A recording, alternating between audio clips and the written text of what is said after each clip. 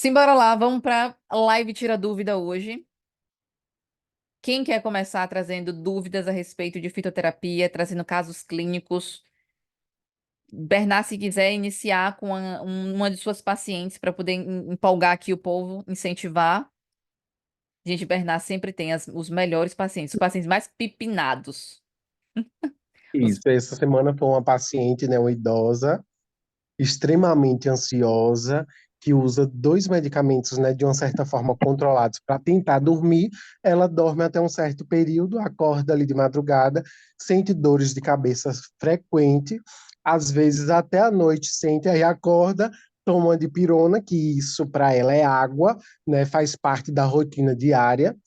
E aí acorda ali por volta de umas 4, 5 horas da manhã, acorda com a sensação de tremor, achando que é hipoglicemia, mas a glicemia às vezes está entre 90, 100, isso ela medindo em casa, né? E o que ela E relata, ela é porque quando diabética, vai, né? isso, diabética e hipertensa, porque quando vai fazer o exame de sangue no laboratório, a glicemia é 300 e tanto, é 400 e tanto, entendeu? E aí tem um horário de tomar insulina. Aí ela pega e diz: Não, Bernal, não vou tomar insulina agora. Não, porque eu acordei, minha glicemia deu 90, eu vou tomar depois. Eu falei: Moça, tu tem que tomar no horário prescrito, porque até o momento que ela venha fazer efeito vai demorar. Aí ela disse: Ô, Bernal, e aí eu deixei para tomar depois. Quando eu fui medir, minha glicemia já estava em 300 e tanto. É brincadeira? Sempre rola E aí dessas, né? E aí nisso vive nessa gangorra, mais hiper do que hipoglicemia, de fato, e super mega hiper ansiosa, né? Conta aí pra, E, a, pra galera o que foi que você fez. e aí o que é que eu trabalhei com ela para ajudar um pouco nessa questão da ansiedade? O extrato de passiflora, para a questão da Doses. glicemia. Doses. Trabalhamos com doses. Bora, joga aí. A dose que eu trabalhei foi 400 miligramas, botei ali no momento ali do lanche, ali uns 30 minutos antes do lanche, ali naquele período da tarde, né? Porque eu falei, qual é o período que é pior da ansiedade? Ela o tempo todo. Eu sou ansioso o tempo todo. Então não tem esse horário que é menos pior. Mas eu acho mais interessante ali à tarde, porque ela dorme mais cedo. Ali por Sim. volta de 18, 19 horas é o horário que ela já gosta de estar dormindo, entendeu? Então, para já começar tendo um efeito mais ansiolítico, né? Dando uma relaxada, eu coloquei ali antes do lanche, mais ou menos. Usamos o Maravilha. ômega 3 também, né, devido à sua ação anti-inflamatória, por atuar também na questão da modulação também da ansiedade. A gente trabalhou o que mais ou menos 1 grama de ômega 3, sendo que poderia aumentar a dose, mas eu não quis aumentar muito para não gerar um custo mais elevado. Uhum. Trabalhamos também o complexo B todo, né, principalmente vitamina B12, por ela ser diabética, né, e a vitamina B12 está mais baixa, né, tem essa depressão. Trabalhamos também o ácido fólico, que estava bem baixo. Isso é as doses um pouquinho a mais que eu coloquei, né? São a Porque eu doses, trabalhei o complexo B doses inteiro. pegada fitonutrientes, né? Isso, Para eu quem está novo aumentei. aqui, a gente gosta de trabalhar com doses mais altas de complexo B, na maioria dos casos. E aí a gente tem a nossa fórmula base de complexo B. Se não for para entrar com essa dose, nem entra. Isso, e às vezes eu acabo entrando um pouco mais, né? E ainda mais ela, nesse caso, eu acho que a dose que eu botasse ali, eu acho que o corpo ainda era pouco pro nível de estresse que ela tem, O né? raciocínio clínico aí que Bernard trouxe, percebam que ele falou, ele introduziu a passiflora como uma alternativa ansiolítica, mas ele colocou ali cofatores para a produção natural serotoninérgica, né? Para o sistema Sim, serotoninérgico trazer o relaxamento muscular que ela isso. precisa e o relaxamento também via produção de melatonina. Então, E é aí que percebam entra que também, esse complexo B aí precisa realmente estar alto, porque ele serve como um cofator do ciclo, né, de um carbono, que é o ciclo da homocisteína, que vai transferir SAMe para a produção de serotonina e melatonina. e pelo fato de tomar medicação para hipertensão, que vai contribuir mais ainda para essa depressão, né, de vitaminas ali do complexo B, medicamentos diuréticos, tudo isso. E fora a questão do magnésio também para entrar nessa participação ali da produção endógena de serotonina, né? E aí É, usamos Bernard, fala pra gente quanto que estava o magnésio dela. 2,5, 2,5. Vocês vão perceber que 2,5 acaba sendo um valor que está dentro da referência, está Isso ótimo na seria referência, excelente, né? né? Seria excelente, mas o que a gente percebe é que circulante, ele acaba respondendo pouco à deficiência que ocorre no tecido. E às vezes pode existir um feedback negativo nesse processo. Na medida em que há uma possibilidade de deficiência de magnésio no sangue, né, no plasma, há uma chance do corpo ir retirando dos tecidos para manter o magnésio do plasma mais alto. E isso demonstra ainda mais a necessidade. Qualquer paciente que tenha qualquer condição psiquiátrica, né, já diagnosticada, qualquer condição psiquiátrica, percebam que o magnésio ele precisa fazer parte da terapêutica nutricional. Então é como se E fosse o assim, que figurinha carimbada. é, é obrigatório, né? É E o que obrigatório. me confortou ao suplementar o magnésio foi saber que o PTH estava ali por 30. Ou seja, não tinha um magnésio funcionante ali, entendeu? Porque o PTH Exatamente. ainda estava mais acima. Por mais que a vitamina D tivesse intermediária ali em 35, esse magnésio iria ser de grande valia ali na situação, entendeu? Entendi. Paty está perguntando aqui qual foi a dose, a dose que você utilizou de B12 nesse caso. Você Ela está utilizou usando 500 ou 1 grama? um 1 miligrama. miligrama. 1 miligrama. A Isso. gente usa, 1 miligrama geralmente é a dose que a gente utiliza para fazer solução de deficiência rápida, né? Porque ela estava com cento e pouco ou foi 200 e pouco de B12.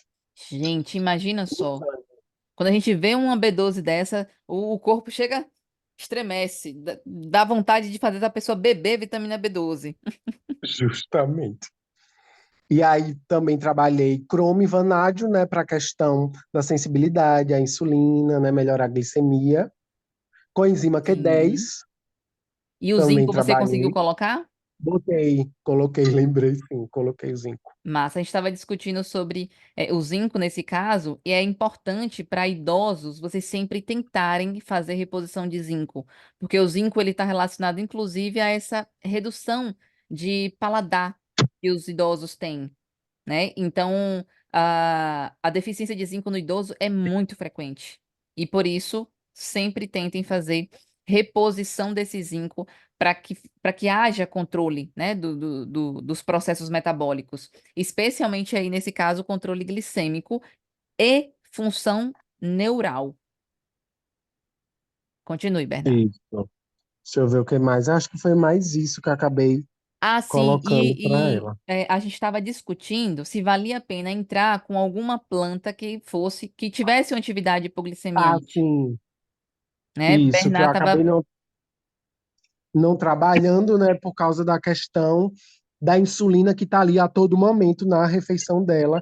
E aí a gente optou por trabalhar o polivitamínico, a vitamina D também, que eu trabalhei com a vitamina K, que a vitamina D dela isso. estava 35, E e aí, para ela que é ansiosa, essa vitamina D precisa estar acima de 50. exato. E aí, o que é interessante é que, por que não entrar com uma planta hipoglicemiante agora? Ela já faz essa insulinoterapia e, na verdade, o que ela precisa é, primeiro, voltar a restabelecer sensibilidade dos receptores da insulina. Não é necessariamente voltar, à produção ideal, é melhorar a sensibilidade. Então, como ela já tem essa. Primeiro, ela já tinha um receio de estar em quadros de hipoglicemia, né? A primeira coisa que o Bernard falou foi, ela fica noiada achando que a glicemia Eu baixou, que a achando que esse tremor está sendo hipoglicemia, mas é a dose excessiva, porque ela toma 30 gotas de Rivotril. Exato. E aí Mais outro comprimido junto, que eu acho que foi Razapina, não tô lembrando o nome agora, mas era junto, era são os dois. colaterais dos medicamentos. E aí o que a Aham. gente faz? A gente tenta voltar à terapêutica para reduzir os efeitos colaterais dos medicamentos. Porque a gente está falando aí desse complexo bem em altas doses, nós estamos falando de zinco, de vitamina D, de coenzima Q10, não é somente para atividade imunológica, não é somente para sensibilidade insulínica, é para trazer cofator suficiente para essa função neural e reduzir os efeitos colaterais dos medicamentos. Então, hoje, quando eu falei assim, olha, o magnésio ele é basicamente obrigatório para um paciente que tem algum diagnóstico psiquiátrico, né? Então, para qualquer diagnóstico psiquiátrico onde exista, especialmente onde já exista algum medicamento sendo prescrito, a gente precisa entrar com nutrientes como esses em doses significativas, porque a gente melhora a resposta ao medicamento e faz com que o paciente ele garanta o efeito mais rápido a ponto de não precisar, primeiro, elevar a dose do medicamento, aumentar a variedade de medicamento por vias diferentes e facilitar também o processo de desmame a longo prazo. E eu coloquei também, Lara, o NAC, porque a gama GT dela estava em 97. E ela é uma E pessoa aí, como já... polimedicada, né? Então, o fígado dela já Justamente. está ali metabolizando muito medicamento todo dia. Uhum. Para quem está chegando agora, vocês devem ter aquela impressão de que, nossa, quanta coisa! Poxa. Mas isso a gente consegue compilar em manipulações que são Uma mesma específicas. formulação, né, de vitaminas É, e minerais. exato, a gente consegue fazer isso de maneira a reduzir a possibilidade de interferência, né, de interação. E o que que acontece? A gente só trabalha até onde o paciente ele tem interesse de investimento. Eu não falo nem se ele pode, eu falo sobre se ele tem interesse de investimento. Então, a gente cansa de dizer aqui, se o paciente reclamou do custo, sempre vai existir uma alternativa que tem um custo menor para a gente iniciar a terapêutica. Mas se você pode fazer a prescrição mais completa, né, para esse paciente de uma só, logo de início, faça, né? Você só, Ela ah, mesmo diz, viu, Lara? Eu aham. adoro quando você passa essas vitaminas, porque eu sinto que eu fico com mais força. Eu não fico com aquela sensação de perna fraca, de que estou desanimada. Não, eu gosto que eu fico mais animada, Ela falou com mais isso. energia. Aham. Pois é. Não, outro dia minha sogra estava falando, ó, lembra das minhas cápsulas. Lembra do meu suplemento? Eles cobram porque eles percebem a diferença. Eles percebem que eles adoecem mais quando estão nutricionalmente prejudicados, né? E faz realmente diferença nessa fase. Val tá perguntando aqui a dose de zinco. Val, nós podemos chegar até 40 miligramas de zinco, mas nessa condição, especialmente em mulher, dá para trabalhar com 20 miligramas com tranquilidade, tá? A gente usa Isso, eu 40 botei quando... 15 porque eu deixei a suplementação por 2 meses. Ótimo, ótimo. A gente só usa a dose maior de zinco quando a gente tem pouco tempo para solucionar aquilo que a gente pretende. Então, quando é, por exemplo, uma situação viral, quando é uma condição que eu preciso restabelecer a saúde mais rapidamente, a gente vai e trabalha com a dose maior possível. E, obviamente, a gente precisa encaixar esses micronutrientes em momentos que não tragam desconforto gástrico, tá? A gente não pode causar desconforto gástrico. Então, inicialmente é importante que você teste colocar logo na primeira refeição do dia, para ver como que o organismo do paciente reage. Especialmente quando tem NAC, tá? Envolvido. A gente está falando aqui de micronutriente, mas o NAC, gente, lembrem que ele pode causar hiperacidez. Especialmente quando a gente toma ele distante de uma refeição. Então, se eu, por exemplo, agora, eu comi, sei lá, às 17h30, a minha última refeição hoje foi às 17h30. Se eu tomar um NAC agora, possivelmente eu vou ter pirose, eu vou ter queimação, porque eu já percebi que em mim o NAC aumenta essa acidez a ponto de me trazer desconforto. Uma das piores coisas que a gente pode fazer é colocar o NAC antes de dormir para o paciente. Porque ele vai sentir desconforto, ele vai achar que ele está com refluxo e ele não vai associar aquilo ao NAC, vai continuar usando, sentindo desconforto da mesma forma. Então, sempre coloque o NAC próximo de uma refeição, se possível, tá? Beleza. Bernardo, depois traz para a gente o resultado dessa paciente em relação a controle glicêmico, quando você tiver já os resultados dela, sobre controle glicêmico e sobre controle da ansiedade também. Estou curiosíssima para Certo. saber o que que vai dar, né? A, a gente tem essa mania por aqui, galera nova. A gente sempre mostra o que a gente faz e depois a gente sai buscando o resultado. para ver o que que deu certo diante daquilo que a gente propõe. Justamente. A ideia é justamente que a gente compartilhe para reduzir erros futuros, né? E, obviamente, reproduzir acertos. Não tem coisa melhor do que você realizar aquilo que já foi feito. E aí, quem dá mais? Gostaram do caso de Bernard? Bernard sempre tem uns pacientes assim, muitos polimedicados, Poliqueixosos. poliqueixosos, politudo. Vamos, fiquem à vontade para ativar o microfone, fazer perguntas que não necessariamente tenham a ver com a aula de hoje ou com o caso de Bernard. Podem trazer também casos clínicos que vocês tenham tido, tá?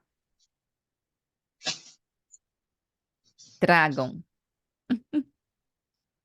Vou ficar aí perguntando. Lara, na dengue, você Sim. nunca observou nenhuma relação com níveis de B12, não?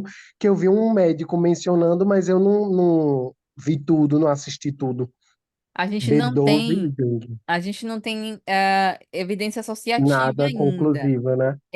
Mas bioquimicamente possivelmente vai depletar. A gente depleta basicamente complexo B por completo, né? Vitamina C desce bastante, porque a gente tem um estado de estresse oxidativo elevado, né?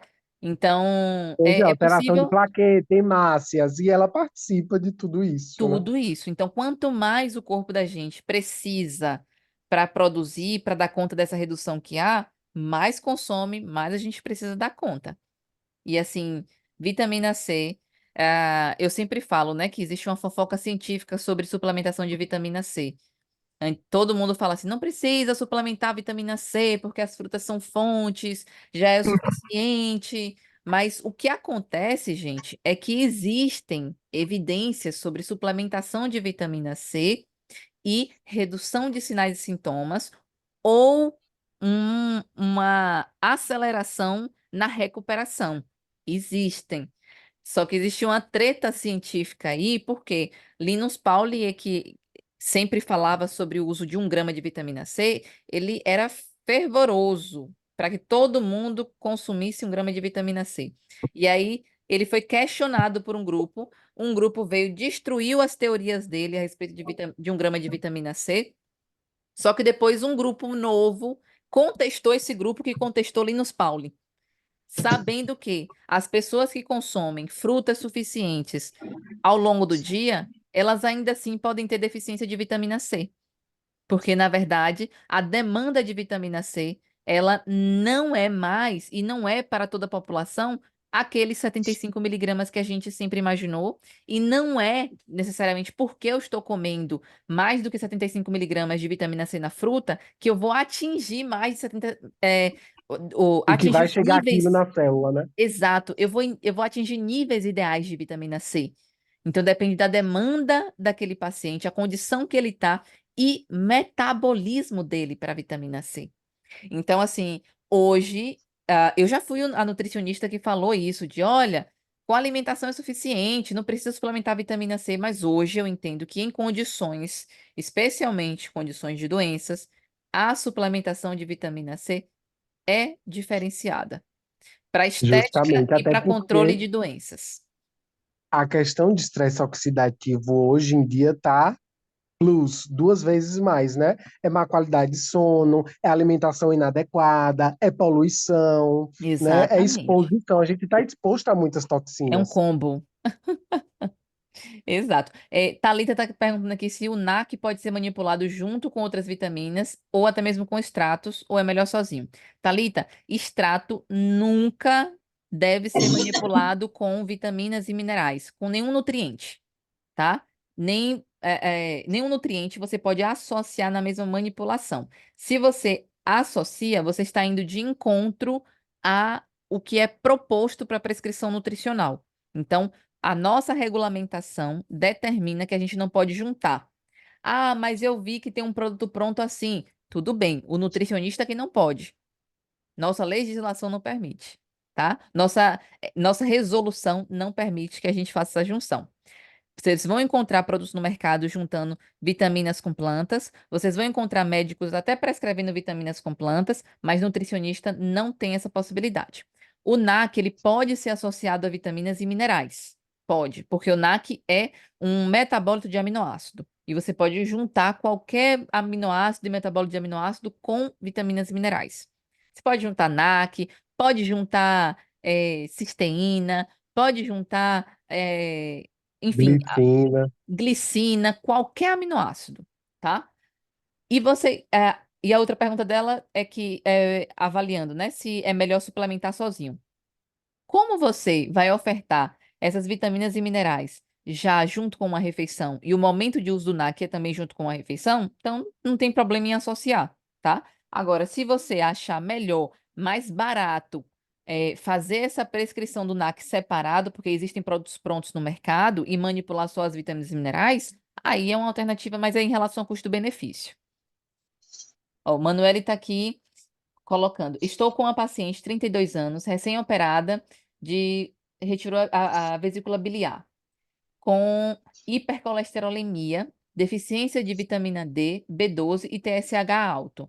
Como fiz o plano alimentar pós-cirúrgico, foquei nas duas vitaminas que estavam deficientes e no próximo mês penso em entrar com chá de alcachofra e inserir o ômega 3 e coenzima Q10. O que que vocês acham? Vamos lá.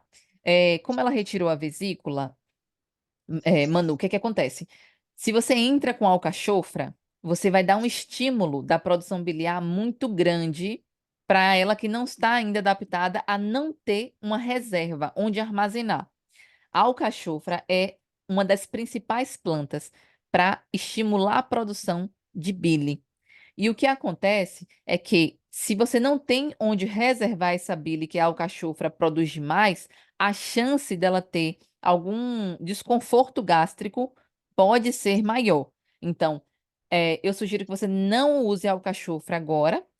Se for para melhorar a digestibilidade dela, prefira o alecrim, tá?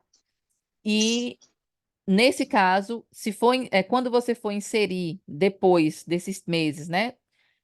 Quando você for inserir o ômega 3 e a coenzima Q10, você faça isso fragmentado ao longo do dia.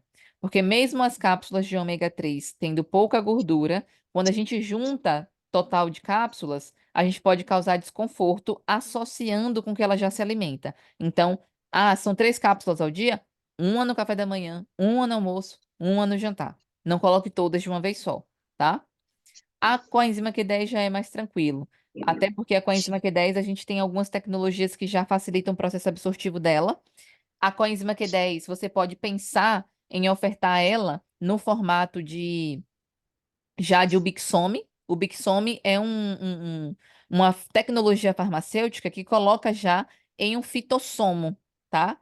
Em uma camada de fosfolipídios a coenzima Q10 para melhorar a biodisponibilidade. Daí você pode trabalhar com uma dose pequena e ter um efeito tal qual uma dose grande. O que vale a pena você introduzir na rotina dela, já que ela está com hipercolesterolemia, é fonte de fibra. E aí pode ser fibra, inclusive prebiótica, tá? O psyllium acaba sendo a fibra mais barata para lidar nessas condições, mas fibra para ela pode ser interessantíssimo. Vitamina D e B12 você precisa reestabelecer, você já está trabalhando isso, ótimo. A B12 sublingual é mais interessante nesse momento por conta da região do componente cirúrgico, né? Regi, eu acho que seu áudio tá ligado. Deixa eu botar aqui só para. Acho que ela não percebeu. Pronto, já tirou. Em relação ao TSH alto, aí vale a pena você fazer os ajustes, né, sobre colesterol e, se for possível, você entrar com os micronutrientes necessários para metabolismo tireoidiano. Quando chegar nessa fase, né, onde a tireoide passa a ser a prioridade, aí você volta a falar com a gente que a gente monta essa estrutura de micronutrientes para a saúde tireoidiana e até mesmo fitoterapia para a saúde tireoidiana.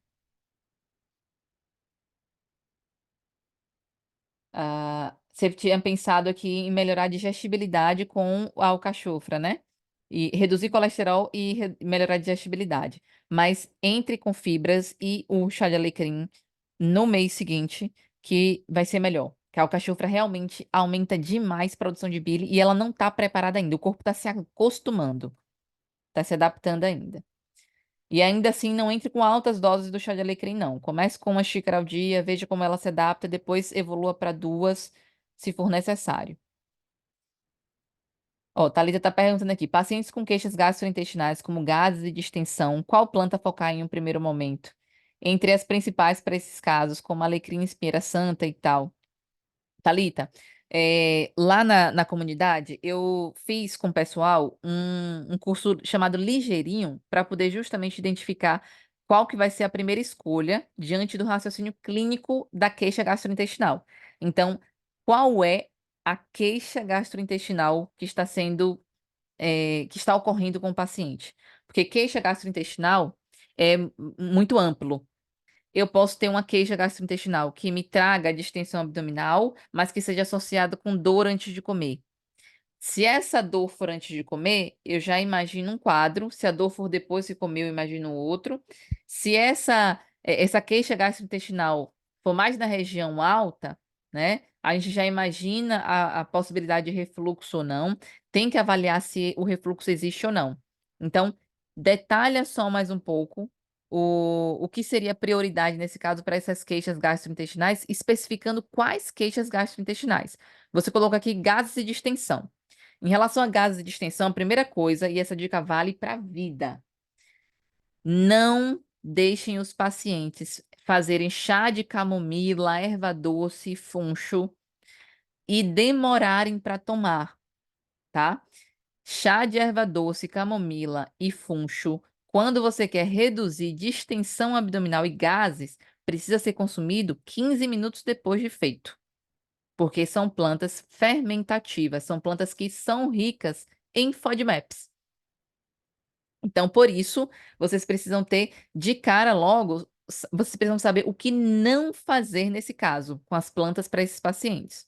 E em relação a melhorar, a ter essa atividade, né, de eliminação de gases, uma das melhores junções de plantas para distensão seriam gengibre com alecrim. Gengibre com alecrim é uma combinação fantástica para esse processo. Primeiro, porque o gengibre ele tem aquela atividade de aumentar eh, essa motilidade, essa propulsão, na verdade, tipo o que a domperidona faz, né? O medicamento domperidona faz. O gengibre ele atua de uma maneira similar. E ele também acaba eliminando gases. Então, a gente gosta de utilizar o gengibre nessa perspectiva. E o alecrim, ele também facilita o processo digestivo porque ele acelera o esvaziamento gástrico. E acelerando esse esvaziamento gástrico, ele permite que menos alimento permaneça na região superior, né? E aumente a chance de serem fermentados, especialmente na primeira porção do intestino. Quando a gente tem um processo, né, de motilidade reduzido, a gente dá mais chance para esses alimentos serem fermentados, esses nutrientes serem fermentados, ocasionando gases. Mas vale a pena essa junção. Vale muito a pena. Leila está aqui perguntando, antes ou depois das refeições? No caso de, primeiro, se o paciente se queixa e vai querer, ele quer solucionar depois que ele percebeu que ele estava com distensão, aí não tem pra onde correr, tem que ser depois, que ele já está sentindo, tá? Mas se for um paciente que ele já vai fazer uma terapêutica, por exemplo, 15 dias com o uso desses chás, aí o ideal seria que vocês colocassem uma tomada logo pela manhã em jejum e as tomadas seguintes pode ser antes ou depois das refeições com tranquilidade, contanto que a primeira seja em jejum. No caso de de pacientes que se queixam, né, de hiperacidez, de refluxo, de gastrite, aí vale a pena vocês trabalharem entre as refeições. Então, por exemplo, a espinheira santa entre as refeições e não necessariamente antes ou depois, pode ser uma alternativa mais interessante nesse caso porque ela vai fazer o aumento da proteção de mucosa para te preparar para a refeição seguinte. Karina está perguntando aqui, no caso de gengibre e alecrim, qual seria a quantidade? Kari, a gente sempre faz uma mistura. Quando a gente vai usar duas plantas ou mais, a gente tenta misturar as doses para porção. Por exemplo, o gengibre, a gente usa uma colherzinha de chá do gengibre seco, por exemplo, e o alecrim, uma colher de sobremesa, né? Se forem feitos separados. Você pode colocar uma colher de café do gengibre e uma colher de chá do alecrim para fazer uma xícara. Ou você pode já fazer o dobro dessa dose para que ele tome em duas tomadas. Nesse caso, dá certo, tá? Porque são plantas que não são fermentativas. Em duas tomadas logo, no intervalo de 6 horas, no máximo. Passou de 6 horas, já manda descartar o chá, a preparação.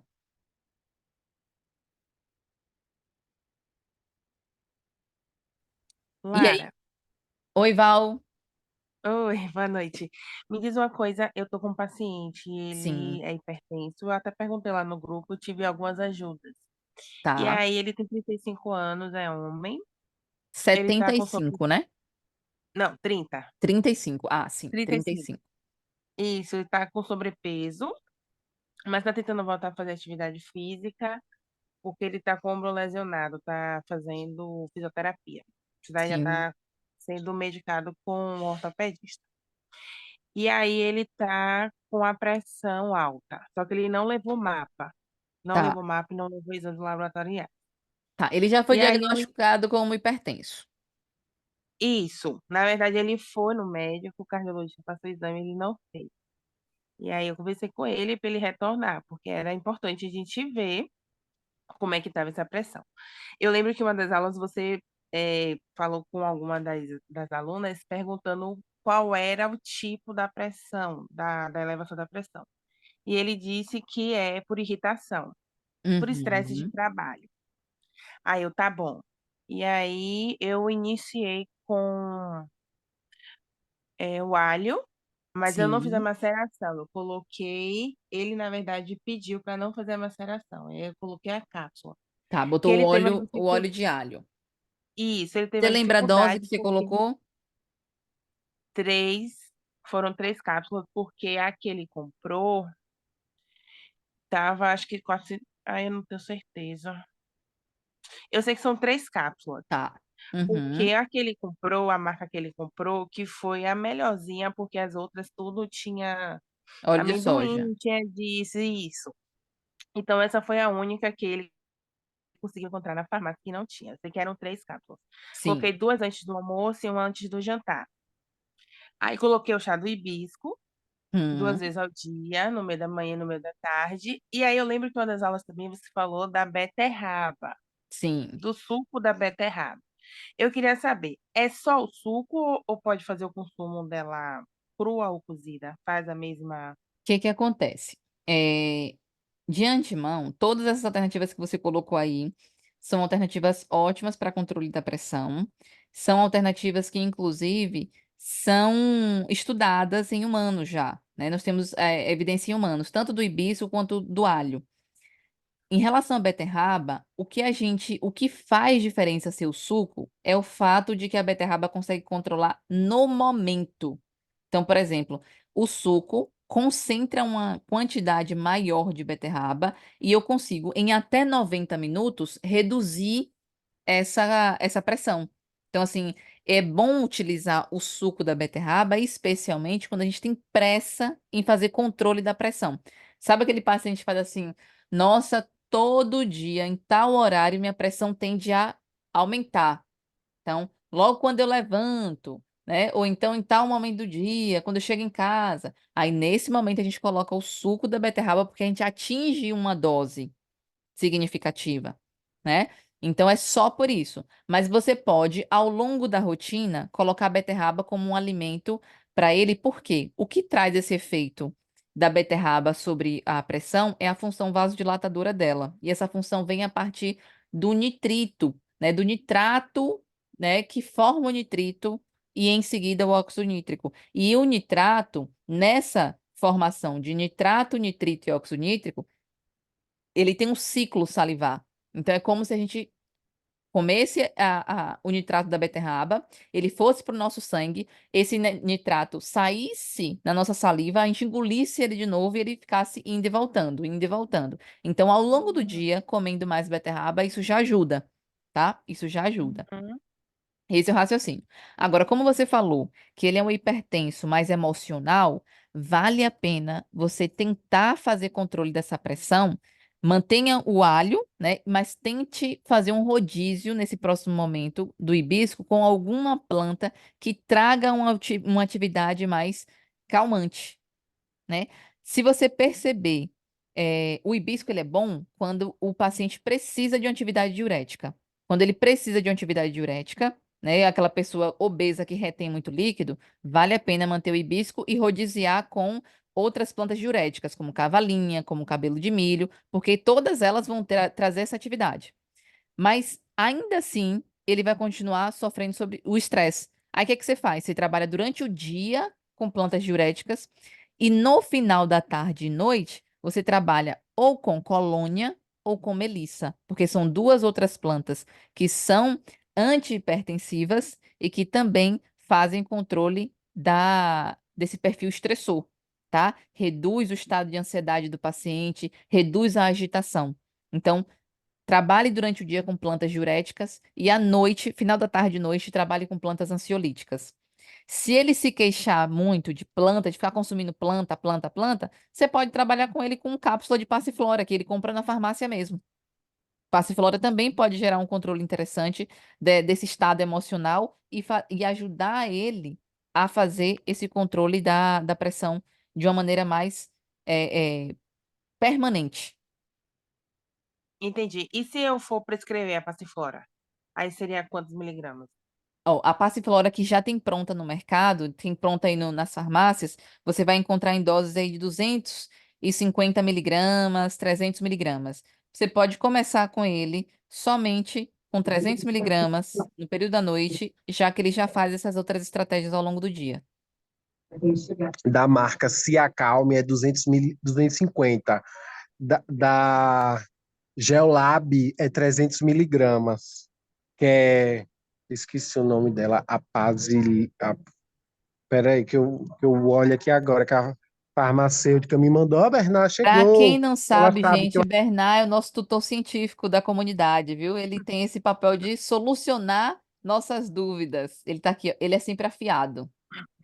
Agora, a colônia melissa pode ser em chá mesmo, né? Pode ser em chá. Ou se você preferir em tintura, você pode mandar fazer tintura. Não é tão fácil encontrar tintura de Colônia. colônia. É mais fácil encontrar de melissa. Se eu não me engano, naquele site, o site que a gente sempre fala aqui do Fitocare, eles têm uma linha de tinturas já prontas. Talvez tenha de novo, ó, de colônia lá. Colônia. Isso. Tá bom. Talvez tenha de colônia lá, mas eu não Tá bom. garanto, tá? Apesar de que eu tenho uma dificuldade, eu já vi a aula, mas eu tenho uma dificuldade em prescrever Tintura. tintura. Val, Eu já assisti a aula, mas eu tenho. você vai pegar aquele e-book que nós temos de prescrição com o modelo de prescrição. Tem lá Hum, um modelo de prescrição de tintura. Você copia e cola. Aí você muda o nome da planta e coloca 100% porque é só uma planta que você vai trabalhar. e aí eu posso trabalhar até 50 gotas? Aí você pode. Ele pesa quantos quilos? 74. 74 quilos. Dá para você trabalhar com até 60 gotas. Hum, entendi. Eu acho que ele vai preferir do que o chá. Porque homem não gosta desse processo, né? O chá do hibisco até que ele não reclamou, mas esse daí, se eu colocar mais um, ele vai reclamar, eu sei. Ó, tem Mas tá dúvida bom, aqui. obrigada, viu? Por nada. Ó, tem a dúvida aqui de auxiliadora. Precisa dar um espaçamento de quanto tempo dos chás para as refeições de forma geral? Já li que pode interferir na absorção dos nutrientes da refeição. Procede? O que que acontece? Os chás, eles, a depender do tipo de chá, ele pode interferir sim, especialmente se ele for rico em taninos. Quanto mais taninos nós temos nos chás, mais fator antinutricional ele pode ter, tá? de maneira geral, quando a gente utiliza a prescrição de chás para melhorar a digestibilidade, os chás eles são prescritos por um tempo limitado, né? E o espaçamento de 2 horas já acaba sendo um espaçamento muito bom para esse processo de aproveitamento nutricional, tá? Então, às vezes, a gente vai ter perda nutricional por um período, mas o custo-benefício de ter a função do chá melhorando a digestibilidade acaba sendo maior do que essa perda nutricional que a gente tem como repor depois que o paciente já estiver digerindo melhor, tá? Então, não fiquem com receio também de prescrever chás por conta da possibilidade de interferir na absorção de nutrientes. A única ressalva que eu faço é quando o paciente tem uma deficiência severa de ferro, né? A ferritina está muito baixa. Aí vocês têm que ter cuidado com esses chás que são muito adstringentes, tá? Chás que são adstringentes, que fazem salivar, geralmente também quelam muito ferro. Aí ele prejudica. Seria o caso aí, seria a mesma coisa do café, nesse caso. Thalita está perguntando qual seria a dose ideal do óleo de alho. Thalita, o ideal é a gente atingir pelo menos 2 miligramas de alicina. Então, vai depender da marca que a gente está falando para atingir essa dose, com atividade antihipertensiva, tá? Se a finalidade for essa. Para pacientes com quadros 2 gramas, diarreicos. não? Oi? 2 gramas, não? Não, de alicina são 2 Ah, sim, miligramas. da substância Isso, isolada. Ah, tá. isso. Você quer do volume total. Não, gente, o papel de Bernardo também é esse, é para poder ficar me lembrando, porque às vezes eu falo uma coisa, assim, minha cabeça tá em outra, eu falo, aí ele vem e faz Lara, ó, ele já sabe que minha cabeça não funciona tão bem. Mas ele às vezes até adivinha o que eu vou falar, às Eu, vezes eu falo assim, mas aquilo, Bernardo, aí ele vem e traz a informação que eu nem falei e ele já sabe o que que é. A complemento. sintonia aqui é grande. Sim, pacientes com quadros diarreicos frequentes, teria alguma prescrição bem precisa? Leila, ah, nós temos um paliativo. Temos a prescrição do chá, da decocção da casca de coco, aquela fibra do coco, né? A gente pode utilizar para conter diarreia de uma maneira mais rápida. Da mesma forma que a gente pode também utilizar a casca da romã. São duas, casca da romã, casca do coco, né, as fibras do coco, e até mesmo chá verde, né, mas em menor proporção, são alternativas para conter diarreias que são mais imediatas, tá? Então, Já a folha da nossa, goiaba, né? tô diarreica, folha de goiaba também. Valeu, Bernardo. São alternativas que são para atividades rápidas. Poxa, eu tenho que conter essa diarreia aqui logo. Aí você usa essas alternativas casca de a fibra de coco, casca de romã, as folhas de goiaba e em menor proporção chá verde, tá? Ficam essas 3 opções e meia. Mas se esse quadro diarreico ele está sendo oriundo de uma doença intestinal, onde há hipermotilidade, onde há uma disfunção na motilidade, aí a gente tem que pensar em plantas que sejam espasmolíticas, ou seja, plantas que reduzam essa hiperatividade. Daí são plantas que trazem mais calma, mais tranquilidade para as células intestinais e que tragam um efeito mais relaxante sobre a musculatura. Aí vale a pena pensar em camomila, vale a pena pensar em mil-folhas, tá? Vale a pena pensar também até mesmo em melissa. Nos casos de síndrome do intestino irritável, aí a gente pode pensar em suplementos à base também de óleo de hortelã, que são os mais estudados nesse caso, tá? Fitos, intervenções, Mando tá colocando aqui. Esses fitos de intervenção diurética, pensando no auxílio do emagrecimento, tem alguma restrição para paciente rim único? Ele teve câncer renal. Nesse caso, Manu, a gente precisa avaliar se esse rim único dele está sendo suficiente para manter as funções normais. As funções estando normais, não tem problema. O problema é quando o rim único ainda não estabeleceu as funções normais. Aí, nesse caso, que você precisa se preocupar, estando em função normal, precisa se preocupar com a qualidade da planta, porque plantas que são aí contaminadas por metais pesados, plantas que são muito, existe uma adição muito grande de potássio no solo, né, para o crescimento dessa planta.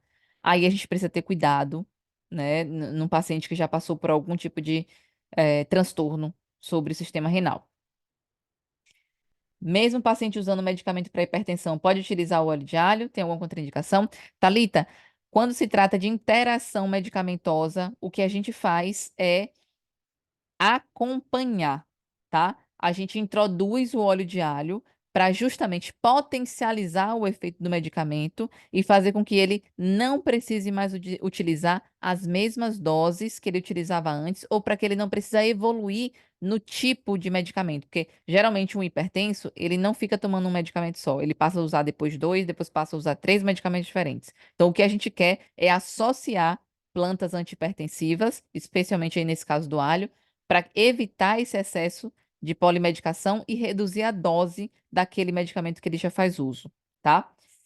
Aí a única ressalva que é importante é não colocar o óleo de alho à noite, porque ele pode acabar tendo uma redução da pressão no momento em que ele já está mais sonolento e isso trazer um desconforto maior. A auxiliadora estava botando 1 hora só de intervalo entre as plantas. Não tem problema se for por um período específico, tá? Se você determinar, por exemplo, entre 15 a 30 dias de terapêutica, não tem problema você colocar ali, porque você sabe que vai ter uma interferência naquela absorção. Mas depois você compensa essa nutrição de outras maneiras. Thalita está perguntando: já utilizou o Vitex para ajudar em sangramentos excessivos? Com certeza, Thalita.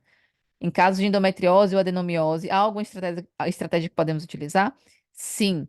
Vitex é uma das principais alternativas, e aí vale prescrever o Vitex em concentrações significativas, tá? E, além do Vitex, nós podemos trabalhar com milfolhas e a própria camomila para fazer contenção do volume menstrual. Só que aí é preciso fazer uma avaliação sobre o momento ideal de uso, porque o problema da terapêutica no ciclo feminino é saber exatamente em qual momento do ciclo você entra com aquela estratégia. Que aí a gente tem na aula sobre cólicas, sobre dismenorreia, tá? Nós temos essa informação na aula sobre dismenorreia. Galera, 9h20, ultrapassamos nosso horário. Minha gatinha já chegou aqui me avisando que é hora dela fazer o cerco dela. Adorei estar aqui com vocês. Obrigada por compartilharem as dúvidas. As dúvidas de vocês são sempre importantes para todo mundo, porque isso facilita a vida, né, clínica de todo mundo. Espero encontrar com vocês mais vezes. Nós temos lives todas as primeiras quartas do mês e todas terças quartas do mês. Estejam aqui. Na próxima quarta, nós vamos ter aula de novo antes da live. A próxima, que nesse caso seria a terceira quarta do mês. Ah, Adriana, é a primeira vez que você assiste, que bom. Beijo para vocês, fiquem com Deus. Estamos por aqui. Nos encontramos amanhã bebendo chá, o pessoal do desafio e o pessoal da comunidade Fitonutriente. Nossa comunicação é 24 horas por dia, né? Estamos lá. Beijo. Até mais. Tchau, tchau. Que bom que vocês gostaram.